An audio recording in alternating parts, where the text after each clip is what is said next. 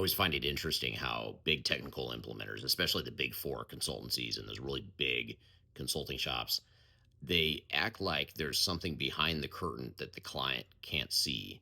They act like because they're the experts, the client can't know or have transparency into why they've thrown so many bodies at this project or why they have this secret plan that they're working from that they themselves have crafted without a whole lot of client input because, again, they're allegedly the experts. It reminds me of that movie, The Wizard of Oz. You, you've got that old guy that's acting like the wizard. He's creating the wizardry and the image of it, but he's behind the curtain saying, don't look behind the curtain.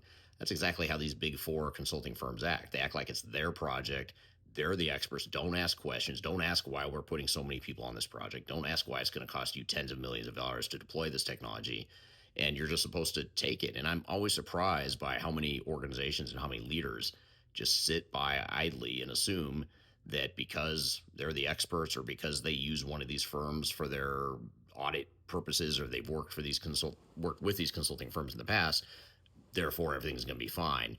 And there's just been so many times where I've seen so many CIOs and so many leaders get burned by these big implementers. And when they do get burned, the person that benefits is the implementer.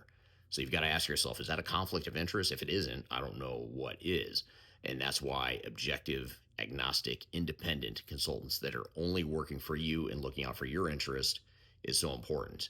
The other thing to consider too is that these big consultancies are focused myopically on extending the footprint of technology for their partners that they're getting paid by as much as possible.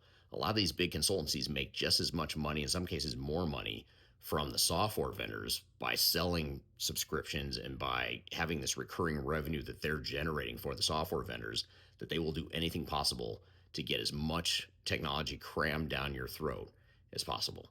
So you've got to ask yourself that and recognize that's the reality of this industry. It's unfortunate. I wish I could change it. I haven't been able to yet. I don't know if I ever will be able to, but it's really important to go in with eyes wide open and understand that that's what's happening here in the industry.